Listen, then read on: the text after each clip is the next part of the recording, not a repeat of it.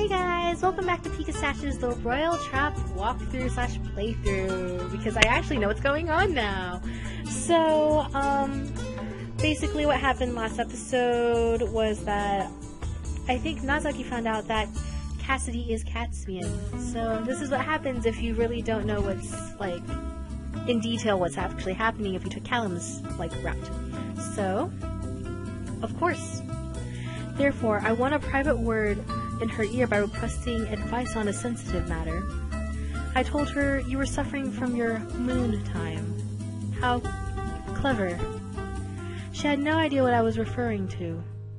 I explained briefly and added that some women drink monthly supplements to prevent such troubles. Oh, this is so personal. Okay. Not entirely true, but it soothed her confusion, and she agreed that she does follow such a routine. She expressed great dismay at the idea that other women suffered much pain and inconvenience. Oh, Princess Cassie, the heir of Guelinor, is not a woman at all? If she's not a woman, she can't become the wisdom. In body, she is not a complete woman. In spirit, however, she is who she seems to be.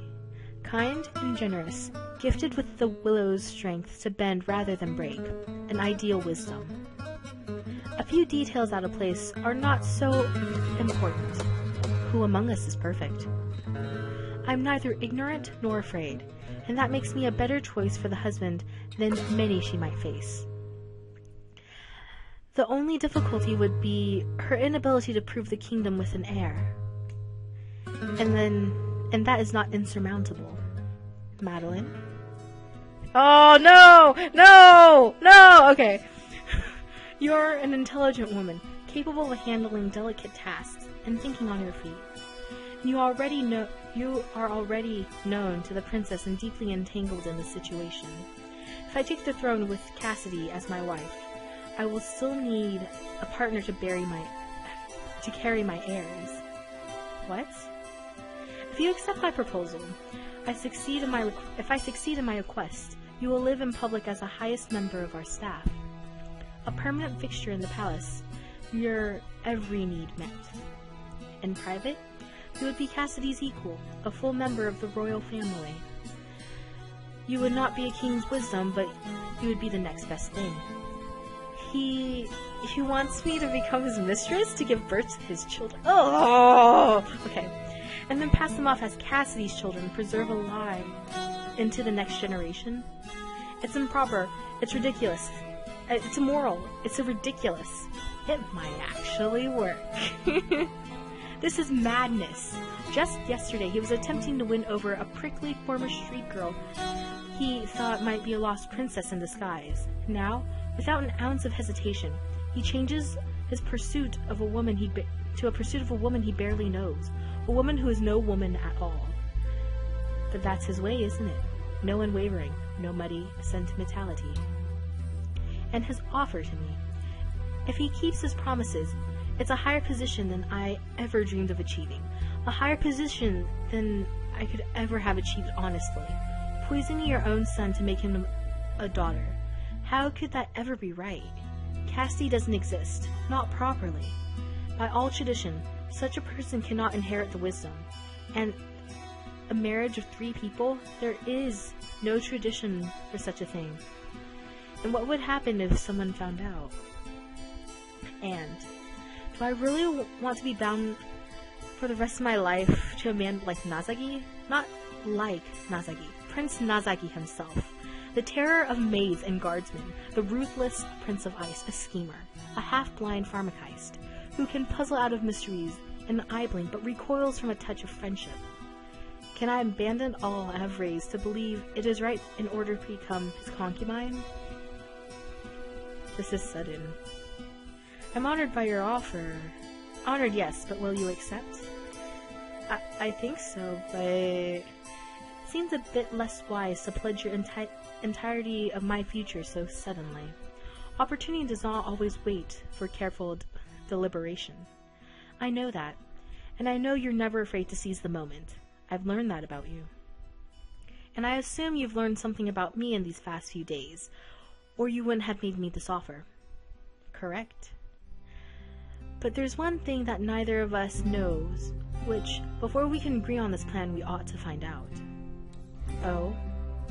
We need to know, is this only business, or... I don't know! No! No! Well, if you want heirs, you'll have to figure it out. No! Start with something simpler.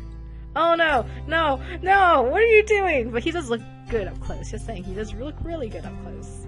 No! No! Why? No! Cover your eyes! Children, cover your eyes! No! No! I'm covering... no! No, I don't know. Okay. Someone bangs on the door. Okay. Okay. Well, that was over. That was nicely over. Hey, let me in. Sir, you have to go back to your... Oscar!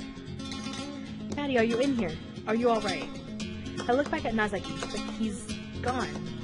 No, he was setting aside his spectacles again. Which means he has a plan. Prince Nazaki steps past me and raps on the door to get the guard's attention. Gentlemen, if I may? Is Madeline in here? She is. I want to see her. Sir, you can't go in there. This whole incident would be resolved much more quickly if you simply opened the door. I can hear bits and pieces of an argument outside, but not just Oscar and Lambert, several other male voices as well. Get it over with, shut it up. Not again, I tell you, he's tricky. While they argue, Nazaki reaches out across and touches my hand. Have you made your decision? Before we go on, I need your word. You have it. Goodbye, Oscar. Goodbye, sensible and obedient Madeline Pello. I am with you. Balance on the edge of one perfect moment before the fall.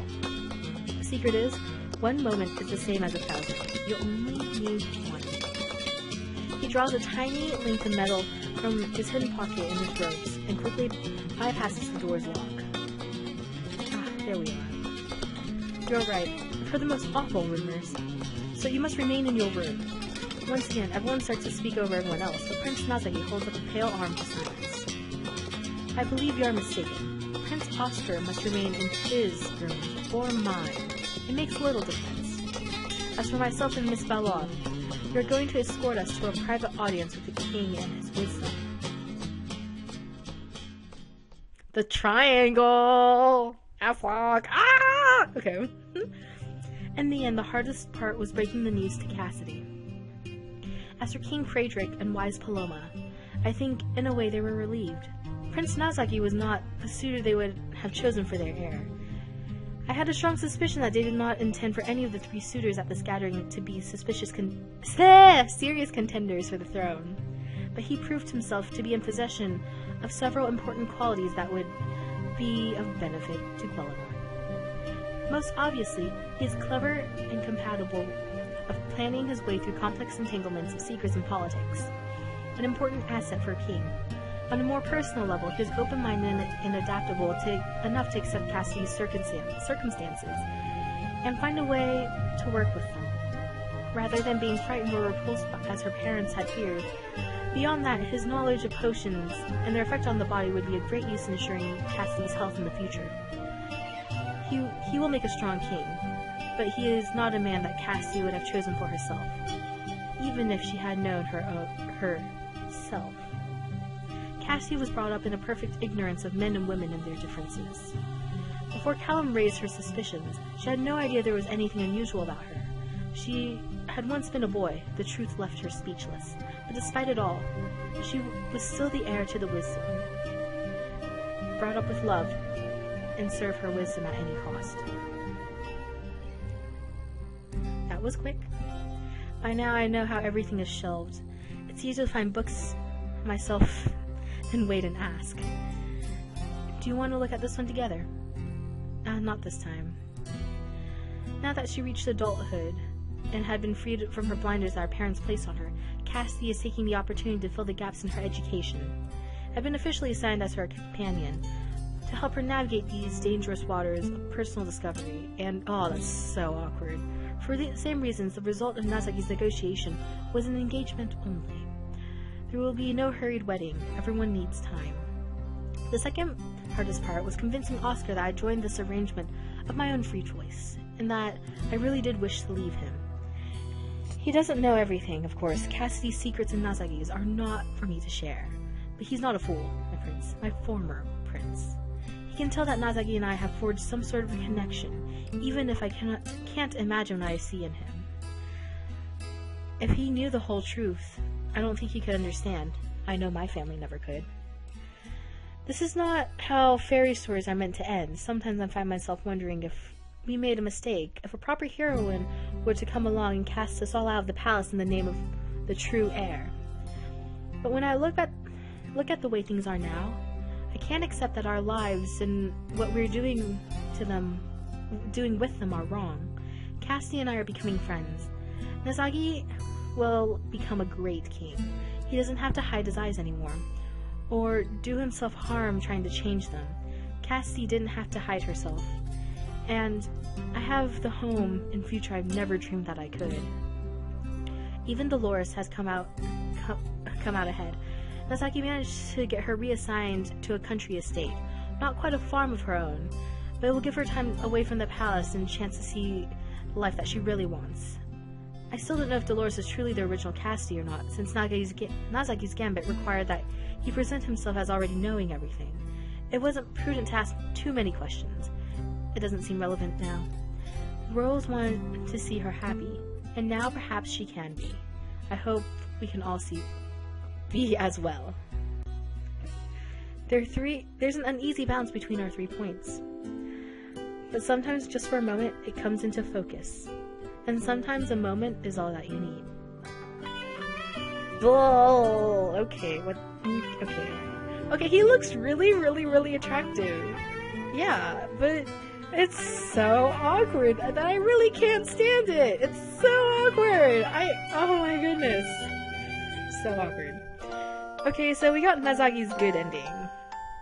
So, I'm not gonna go to the bad endings yet because I want to finish all the good endings first. So we finished Callum and Nazagi, and now all we have is Gaston and Oscar. So I'm guessing everyone, no one really likes Gaston as much, so I'm gonna do him last, and I'll do Oscar next. So, as for now, like, subscribe, favorite, whatever, comment below, and thank you for watching.